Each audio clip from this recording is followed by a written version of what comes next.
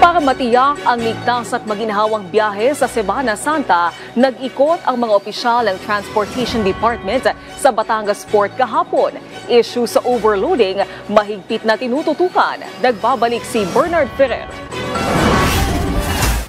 Mas piniling umuwi ng mas maaga ni Veronica at ng kanyang mga anak sa Romblon-Romblon para sa Semana Santa. Gusto nilang iwasan ang dagsa ng mga pasahero sa Puerto Batangas sa susunod na linggo. Kasi mahirap po sumakay pag malapit na talaga yung mahal na araw. Pahirapan na po yung pagkuha ng ticket. Tapos, siksikan na talaga siya. Ininspeksyon ni Department of Transportation Secretary Vince Dizon ng Puerto Batangas ang pinakamalaking pantalan sa buong bansa. Higit 8,000 pasahero ang kapasidad ng naturang pantalan.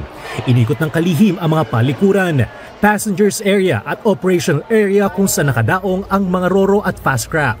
Binigyan tayo ng directive ng Pangulo natin, ni Pangulong Bongbong Marcos, na kailangan talaga siguraduhin natin na yung biyahe ng mga kababayan natin maayos, safe, at kahit papano convenient naman.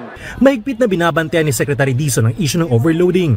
Kaya naman nilagdaan niya ang isang joint memorandum circular sa pagitan ng Department of Transportation, Philippine Ports Authority, Maritime Industry Authority at Philippine Coast Guard upang masigurong ligtas at maayos ang biyahe ng mga pasahero. Ipatutupad ng PPA ngayong taon ang e-ticketing system gamit ang mga itatayong kiosk sa mga pantalan.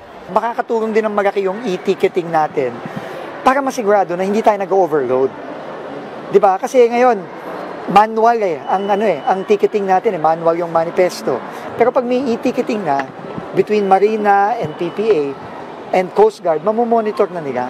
Inaasa ng pagdami ng mga pasahero sa Lunes at Martes, bagamat wala pang mga biyahe na fully booked sa ngayon. Aabot sa 1.73 milyong biyahero ang dadagsa sa mga pantalan ngayong Semana Santa.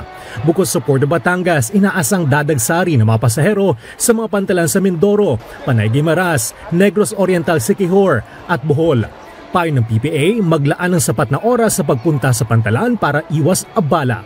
Bernard Ferrer para sa Pambansang TV sa Bagong Pilipinas.